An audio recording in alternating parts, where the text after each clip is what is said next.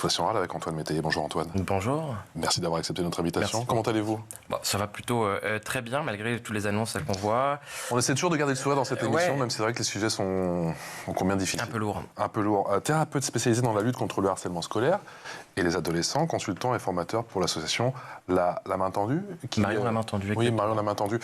Vous êtes thérapeute depuis combien de temps et spécialisé dans le harcèlement scolaire depuis combien de temps? Alors, je suis thérapeute depuis maintenant 1 an, ancien professeur de l'éducation nationale, responsable de la vie lycéenne et collégienne, et puis c'est un peu le cheminement logique d'avoir ouvert mon cabinet. Pourquoi? Parce que on voyait des jeunes justement qui n'allaient pas, institutions incapables de pouvoir répondre à cette demande, des jeunes en détresse, et puis moi, mon sentiment d'inefficacité à l'intérieur de l'institution, et donc cette volonté d'agir. Et quand on prend la décision, parce qu'il y a quand on prend la décision, dans la tête, on envoie tous les élèves, puis bon. Quand on n'a plus envie d'être professeur d'allemand et qu'on se dit, il y a peut-être. C'est pas d'allemand. Ouais. J'en ai fait 7 ans. J'ai tout oublié. Mais j'aimais bien. Ouais, mais alors du coup, tout simplement avoir ce déclic aussi de se dire que on peut être aussi utile ailleurs que au sein d'une classe, on peut aussi aller vers la thérapie pour pouvoir aider ces jeunes victimes de harcèlement scolaire, quand soi-même on a été victime de harcèlement scolaire à l'époque. D'accord. Voilà. Donc, je pense que c'est aussi une suite logique et qui répond aussi à mon parcours de vie. Donc, voilà. Nicole Belloubet, nouvelle ministre de l'Éducation nationale. Nouvelle ministre, on attend forcément des nouvelles annonces. Bon, il n'y a pas eu des annonces fracassantes, mais il y a plutôt des confirmations. C'est la suite logique de ce qu'avait entrepris Gabriel Attal. Il y a un chiffre quand même, 1 enfant harcelé par classe. Nous, on a fait plusieurs émissions sur le harcèlement scolaire depuis 3 ans maintenant qu'elle existe School TV. On a toujours entendu que c'était entre 2 et 3, ce qui est très conséquent, énorme. 1, c'est sous-estimé. Ouais, 1, c'est sous-estimé. Nous, on a une étude à l'association Marion La Main Tendue qui a été faite l'année dernière par l'Institut de sondage IFOP qui relève un chiffre, c'est 1 élève sur 5 victime de violences répétées. Et peut-être que justement, c'est l'importance de répéter la définition. Le harcèlement scolaire, ce sont des violences répétées qui peuvent être physiques, verbales ou psychologiques, qui sont répétées dans le temps. Donc dès le moment, en effet, vous avez des violences qui sont répétées par une personne ou un groupe de personnes, parce qu'on parle de violences entre pairs, on est dans un cas de harcèlement scolaire. Donc peut-être qu'en effet, le sondage, ou moins l'enquête qui a été menée par l'Éducation nationale, qui est anonyme, d'ailleurs on pourra y revenir sur cette question d'anonymisation de l'enquête, moi je trouve que n'est pas du tout à la hauteur et minimise au contraire ce que peuvent vivre les jeunes. Qu'entendez-vous justement par cet élément d'anonymisation de l'enquête? Alors, d'ailleurs, Nicole Belloubet dit à juste titre qu'elle veut le réitérer tous les ans. Elle souhaite un baromètre, effectivement, pour pouvoir monitorer, pour savoir si, en gros, on progresse ou pas avec ce système phare. C'est ça. Quand il est mis en place. Sauf que là, on découvre dans les classes, en effet, que vous avez des jeunes qui sont victimes de harcèlement scolaire. Prenons ce chiffre de 1 élève par classe. Aujourd'hui, on est incapable, dans la plupart des cas, de savoir quel est l'élève harcelé. Et donc, du coup, ça pose la question de, OK, on sait que dans telle classe, dans la 5e B du collège, il y en a un élève harcelé. Lequel? Et donc du coup, vous voyez, ça pose quand même question sur aussi l'urgence de la situation à agir, parce que est-ce qu'on va attendre 3 semaines pour détecter les signes, ou est-ce que 3 semaines, ce sera déjà trop tard? Mais si c'est pas anonyme, est-ce qu'on dit la vérité? Est-ce que la parole peut se libérer si c'est pas anonyme? Du coup, c'est toute la question justement de la prévention en amont et de toute la sensibilisation qui doit être faite dans le cadre du programme phare, qui est malheureusement pas appliqué. On peut prendre l'exemple de la jeune fille de Perpignan, où en effet on découvre la petite Océane, la petite Océane, en effet, où on découvre qu'en effet le programme phare n'est pas du tout appliqué, donc programme de prévention. Alors, je récapitule effectivement parce que alors Dieu merci, elle va bien, la petite Océane, et c'est sa maman qui a découvert donc dans sa chambre une lettre de suicide, alors qu'elle était partie en vacances. On la découvre à l'antenne, effectivement, avec des mots très forts, à couper le souffle. Et on imagine l'état de la maman qui s'est effectivement largement exprimée sur ces situations. Encore une fois, Dieu merci. Oui. Elle va bien. Et c'est vrai que ce qui est d'autant plus poignant, c'est qu'elle découvre cette lettre, cette maman, alors qu'elle est au courant de cette situation. Elle a fait des démarches auprès de l'école, l'établissement. Et elle s'était dit, puisqu'elle a un dialogue totalement ouvert avec sa fille, que ça allait mieux. Et au final, elle découvre cette lettre. Oui, parce que justement, il y a ce côté chez les adolescents, mais chez les enfants en règle générale, de ne pas vouloir inquiéter les parents. On minimise et puis au bout d'un moment, quand le harcèlement dure sur une certaine période, sur le long terme, on commence à se dire que peut-être que finalement, si on m'insulte, si on m'intimide, peut-être que je le mérite. Et c'est ce genre de réaction que les adolescents en viennent à intégrer avec une estime de soi qui baisse. Et donc, finalement, on vient à banaliser la chose en se disant je vais réussir à m'en sortir tout seul. La preuve que non, parce qu'on en vient à écrire des lettres de suicide. Entre rester H24 toute seule, je vous donne un extrait X, donc je vous ai enlevé le nom effectivement du prénom de l'élève qui se moque de moi et avoir que des bonnes notes, c'était trop. Si je me suis fait partir, dis-toi que je serais mieux là-haut au paradis sûrement. Waouh. Voilà. Oui, on a ce genre de mots et donc ça interpelle quand même sur les signes faibles, sur comment est-ce qu'on n'a pas réussi à le détecter, tout simplement parce que ce qu'on remarque, c'est qu'en effet, la directrice de l'éducation nationale du département explique à la fin de beaucoup d'articles que la chef d'établissement prévoit de réitérer, de renouveler le programme de lutte contre le harcèlement scolaire dans lequel vous avez un protocole de détection, dans lequel vous avez des ambassadeurs, dans lequel vous avez des équipes ressources. Si elle explique qu'elle va le remettre en place et que jusqu'à présent il n'y avait rien et donc que les professeurs justement n'avaient pas ces lunettes pour pouvoir percevoir justement les signes chez cette jeune fille. Mais justement là dans le cas d'Océane par exemple, on sait que sa maman a alerté l'établissement. Ah ouais. Normalement, je veux dire, le processus, la marche à suivre par l'établissement, on sait ce que c'est, il y a des étapes bien identifiées. Ah oui, vous pouvez le télécharger sur le site de l'éducation nationale. En effet, vous avez le lanceur d'alerte qui peut être la maman, le professeur, le camarade, l'élève lui-même. Alors c'est dans très peu de cas. Et justement, ensuite, le chef d'établissement doit signaler à la direction académique via un fait établissement qu'il y a un fait de harcèlement. Alors, pas encore caractérisé parce qu'en effet, il faut pouvoir mener une enquête. Mais en tous les cas, il doit pouvoir alerter ses autorités. Il doit mettre en place tout un processus qu'on appelle la méthode de préoccupation partagée. On va écouter les témoins. On va écouter d'abord la victime, bien sûr. On va la convoquer pour pouvoir l'écouter et prendre ses paroles, à nous dire ce qu'elle a à nous dire. On va ensuite écouter les témoins, donc c'est-à-dire ses amis, ses proches, ses camarades de la classe. Ensuite, on va prendre les auteurs des faits et puis ensuite, on pourra envisager en effet de convoquer les parents. Normalement, c'est une suite logique, hein. Le protocole est très clair là-dessus. La seule chose, c'est qu'en effet, tant qu'on n'a pas appliqué le programme phare, qu'on a la tête dans plein d'autres choses, parce que je ne jette pas la pierre aux chefs d'établissement, ils ont plein de choses à s'occuper, ils ont plein de choses à faire.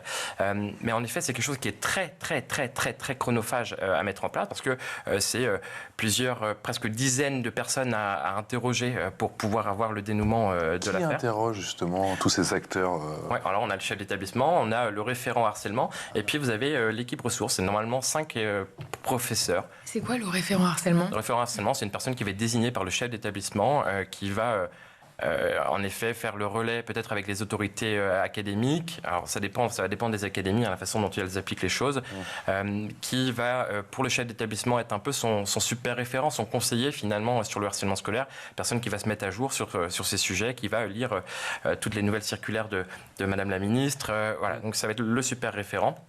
Et puis derrière, vous avez 5 professeurs qui sont censés être formés, qui derrière... Censés. Alors, pour le coup, là, je le vois, l'Académie de Versailles est en train de former tous ses professeurs ressources. Les autres académies sont également en train de le faire. Mais en fait, je rebondis sur ce que vous étiez en train de dire, c'est qu'aujourd'hui, on a l'impression de découvrir le harcèlement scolaire seulement quand les parents écrivent dans la presse, que ça sort dans les médias. Moi, j'ai des cas très concrètement dans le 92, parce que je suis à Boulogne-Billancourt, donc le 92, donc j'ai principalement des personnes de la région Île-de-France.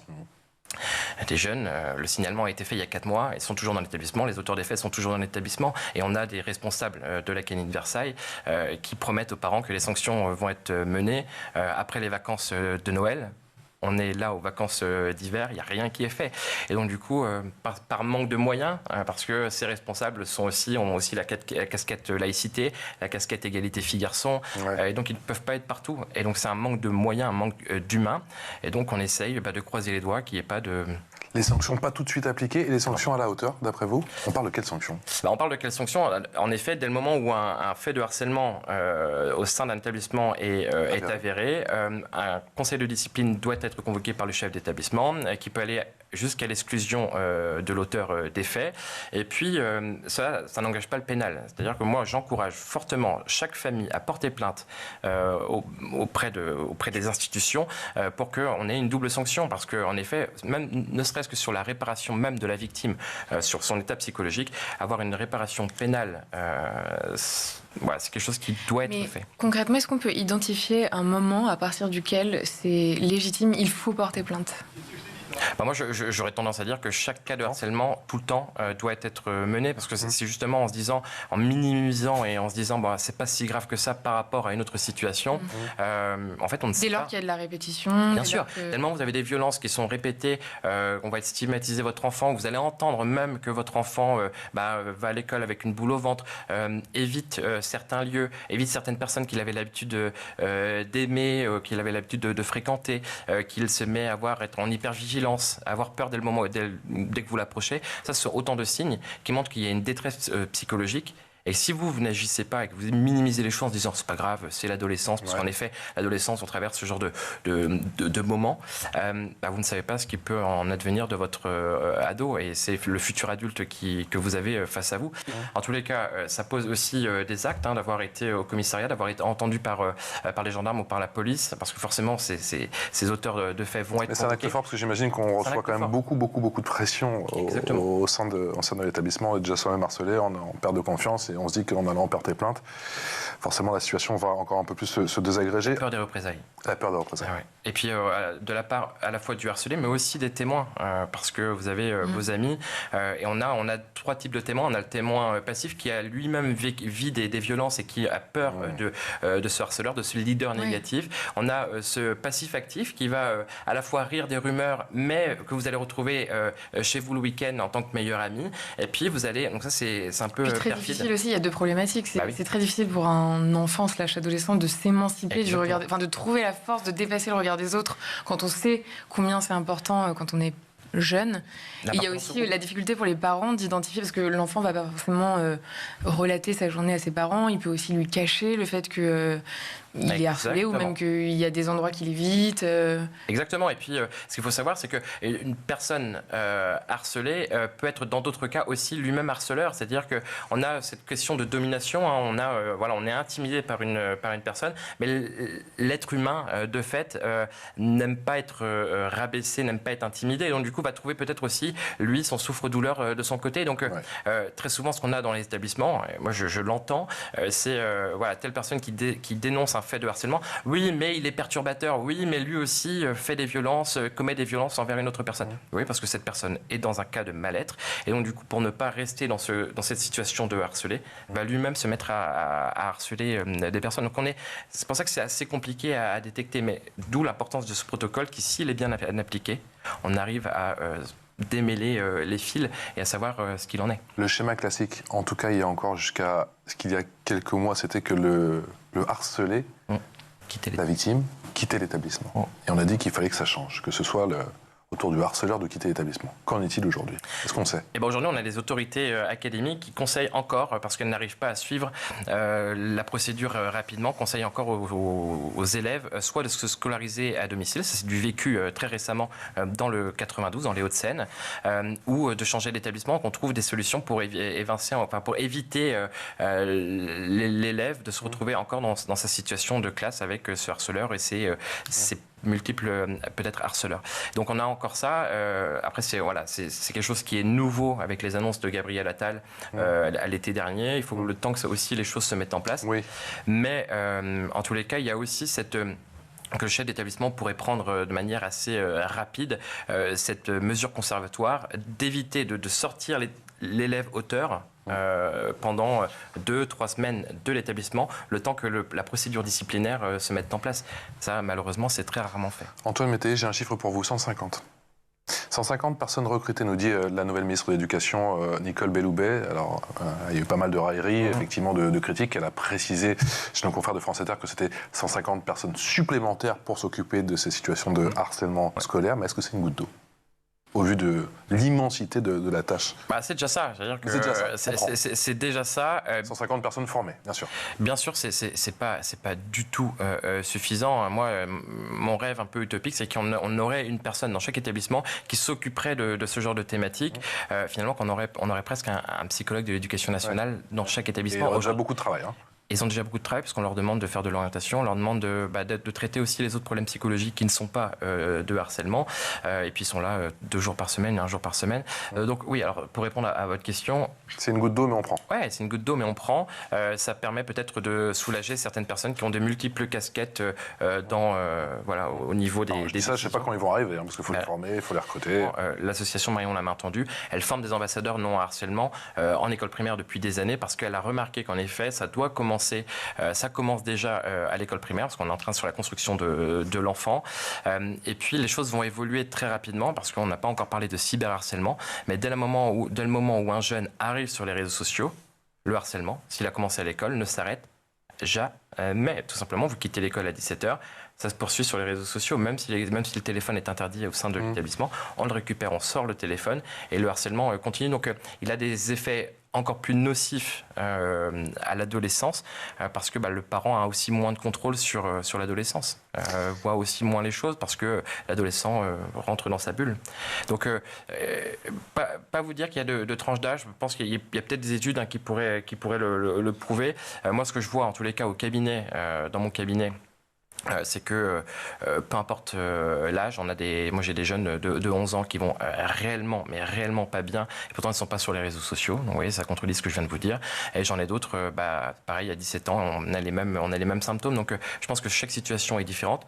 La seule chose qui peut évoluer, qui peut bouger d'un territoire à un autre, c'est les formes de violence.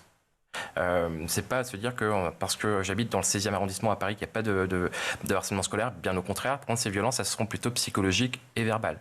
Par contre, je vais aller dans des milieux en banlieue, la violence, ça va plutôt être physique. Ça va être des violences physiques. On va répéter finalement des schémas qu'on a pu voir soit dans les quartiers, soit dans la famille. Et donc, on va les répéter. Donc, c'est juste des formes de violence qui vont être différentes de l'endroit où vous vous trouvez. Vous parliez du cyberharcèlement, on y va justement, et c'est vrai que c'est un véritable casse-tête. La question a été posée à Nicole Belloubet, faut-il bannir, pourquoi pas, effectivement, certains élèves des réseaux sociaux, et quelle est l'importance des écrans, faut-il les interdire, oui ou non? Élément de réponse avec la ministre. Évidemment, il y a un projet de loi qui est d'ailleurs en cours de discussion qui porte sur ces questions-là et qui envisage même une exclusion des réseaux sociaux s'il y a des phénomènes de haine en ligne. Donc je crois que nous pouvons effectivement essayer de mieux réguler ces sujets-là, y compris à l'école où beaucoup d'élèves ont un téléphone. On ne peut pas couper les élèves du numérique que nous utilisons tous. La question est d'avoir un usage raisonné du numérique à l'école et évidemment d'en mesurer et d'en faire mesurer par tous les élèves. C'est pas contradictoire. Non, c'est pas contradictoire, évidemment. On fait comment avec les GAFAM? Justement, c'est un peu tout le sujet parce que ce qu'on remarque aujourd'hui, c'est qu'en effet, on parlait de harcèlement entre pairs en milieu scolaire. Nous, on rajoute et extrascolaire parce que le cyberharcèlement joue un rôle énorme. On a la chance d'avoir des associations, des dispositifs ministériels tels que le 3018 qui vous permet en tant que parent, en effet, vous remarquez qu'il y a des photos qui sont véhiculées, qui portent atteinte à l'intégrité de votre enfant. Elles peuvent être supprimées très rapidement. La seule chose, c'est qu'en effet, aujourd'hui, la loi de juillet 2023 explique qu'un enfant, l'âge légal pour être sur un réseau social, c'est 15 ans. J'ai un chiffre là sous les yeux, 28% des enfants de 9 à 11 ans ont déjà un compte sur les réseaux sociaux, donc ça pose question. C'est-à-dire que vous avez déjà... Un enfant sur 3 ? Un enfant sur 3. Un enfant sur 3 qui a un compte sur les réseaux sociaux à l'âge de 9 ans, donc il est encore en primaire. Donc il a accès à de la pornographie, il a accès à du revenge porn dès l'âge de 11 ans. Le revenge porn, c'est le fait de publier une photo à caractère pornographique sans votre consentement. Et donc là, il suffit juste en effet qu'une photo soit véhiculée pour mettre à mal un enfant. Attention, sur le cyberharcèlement, il y a juste une notion en plus, c'est que ça n'a pas besoin de durer dans le temps pour être considéré comme du harcèlement scolaire. L'impact des réseaux sociaux, le fait juste d'envoyer, de liker, en 2 heures, on peut être sur du harcèlement, sur du cyberharcèlement, parce que la photo est envoyée partout dans le monde. Donc voilà, c'est juste oui, c'est cette notion. Le harcèlement par écran interposé, du Exactement. harcèlement physique. Exactement.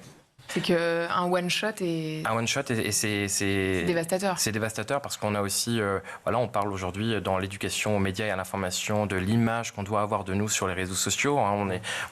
L'éducation nationale fait des sensibilisations auprès des jeunes et derrière, parce qu'on faisait confiance à notre petit copain ou notre petite copine, et puis on a l'image qui circule où on a des insultes en anonyme, on a le téléphone. Moi, très souvent, j'ai des jeunes qui me disent, en fait, on m'appelle en inconnu et puis on m'insulte, je ne reconnais pas la voix parce qu'il y a des brouilleurs de voix. Et donc ça, c'est jour et nuit. Et puis, c'est un jeu... C'est une partie grandissante de vos consultations? Complètement. Le cyberharcèlement, c'est une partie grandissante de mes consultations. Et on remarque qu'en effet, ça a commencé à l'école. Et que ça se poursuit en dehors sur les réseaux sociaux, que c'est pas forcément des élèves de l'établissement, c'est des élèves peut-être aussi extérieurs à l'établissement. Alors ce qui est nouveau aussi, ce que disait Gabriel Attal, aujourd'hui un élève d'un autre établissement peut être puni pour des faits de harcèlement, de cyberharcèlement sur un élève d'un autre établissement. Donc ça c'est la nouveauté. Il peut passer en conseil de discipline. Encore une fois, je ne sais pas comment ça va être mis en place, mais en tous les cas, oui. Mais comment le lien se fait entre ces deux élèves? Vous savez, il y a des réseaux, tout le monde se connaît, il suffit que vous habitez la même ville, etc. Il y a des réseaux, vous partagez le même club. On parlait des quartiers, mais aussi des territoires ruraux. Bien sûr, vous partagez le même club de foot, vous partagez le même bus. Et je prends, moi, par exemple, cet exemple du bus scolaire en milieu rural, où vous avez seulement un chauffeur de bus, et puis il y a un mélange de plusieurs écoles dans le même bus qui va vous amener chez vous. C'est dévastateur. C'est là que, justement, vous pouvez trouver la cible, la personne qui va être plus petite que vous, qui va être plus blanche que vous, qui va être plus noire que vous, qui va être plus rousse que vous, et que vous allez stigmatiser, parce que c'est facile aujourd'hui de vous retrouver sur les réseaux sociaux. Nous, on voit des jeunes de 11 ans, quand on intervient en établissement, qui ont plus de 5000 followers. C'est principalement parfois des adultes. Il y a ce qu'on appelle le grooming, moi ça me fait peur. Mais ils mettent leur nom, leur prénom, leur adresse. Grooming. Oui, exactement. Ça veut dire quoi? C'est le fait d'avoir des adultes qui se cachent derrière des profils de jeunes pour appâter des jeunes et derrière leur mettre la pression quand une photo a été envoyée et puis pour leur soutirer de l'argent, etc. Donc ça c'est des faits qui existent. On a des jeunes qui mettent leur adresse postale sur les réseaux sociaux, qui mettent, on sait où les trouver, il y a leur nom, leur prénom, on tag papa, maman, donc en fait on connaît tous les liens, c'est très facile de les trouver. Donc nous on l'a montré, on le montre en établissement quand on a un volontaire, que finalement... ils s'exposent eux-mêmes à tout ça. Donc là, c'est aussi la vigilance des parents, c'est l'éducation des parents à tout ça. Alors, je ne leur jette pas la pierre, parce qu'en effet, ils ont aussi des journées très remplies, et que des fois, avoir un ado qui est silencieux et qui ne pose pas de conflit à la maison, ils sont bien contents. Mais attention, il y a aussi une éducation. Et puis, quand on a son jeune qui est sur Snapchat jusqu'à 23h, alors qu'il a que 9 ans, ça pose question. Et c'est là que commencent en effet les cas de harcèlement. Antoine, de plus en plus d'associations de lutte contre le harcèlement émergent. Elles ont un rôle déterminant. Ouais, complètement, j'en fais partie. Moi, je suis formateur et consultant pour l'association Marion la main tendue, qui est née suite au décès de Marion, la fille de Nora Fraisse, il y a maintenant plus de 10 ans. Aujourd'hui, nous aussi, comme l'association du Go, on intervient en établissement, on forme les professeurs. Alors, c'est le l'éducation nationale qui le fait, mais on forme les professeurs, on vient sensibiliser les jeunes, on ne demande pas à l'éducation nationale de tout faire, et heureusement qu'on a un tissu associatif, parce que la parole du Go, qui a été lui-même victime de harcèlement scolaire, il intervient dans les établissements, je ne l'ai jamais vu, mais en tous les cas, je pense que sa parole est beaucoup plus impactante que le professeur de mathématiques qui va dire attention, le harcèlement scolaire, ce n'est pas bien. Donc bien sûr que oui, il faut intensifier. Particulièrement jeune pour bien sûr. Fonder une association. Exactement, il y en a d'autres et en fait c'est louable et je pense qu'il y a de la place pour tout le monde au vu du fléau, au vu de la catastrophe, que j'appelle catastrophe, ce harcèlement scolaire. Il faut qu'on multiplie ces associations. Il y a de la place pour tout le monde et oui, il faut y aller. Il faut encore, une fois que les institutions encouragent ces associations, financent ces associations. Moi, je ne suis pas dans le côté finance, mais en tout cas, ce qu'on relate, c'est que les associations se plaignent très souvent de ne pas être soutenues. Ouais. On leur demande d'être là, mais elles ne sont pas soutenues financièrement. Peut-être que là, on aurait peut-être un moyen, un levier aussi pour intensifier les choses quand on voit qu'au sein de l'éducation nationale, on n'y arrive pas. Vous parlez justement de votre association Marion la main tendue. Vous parliez bien sûr de Marion et de sa maman Nora Fraisse. Nora Fraisse qui est l'une des autrices de cette BD ô combien importante que vous nous avez ramenée face à l'émeute. En quoi justement cette histoire est impactante et quelle est la pédagogie justement auprès présenté dans cet ouvrage. Oui, en effet, c'est un des ouvrages que Nora Fraisse a pu écrire.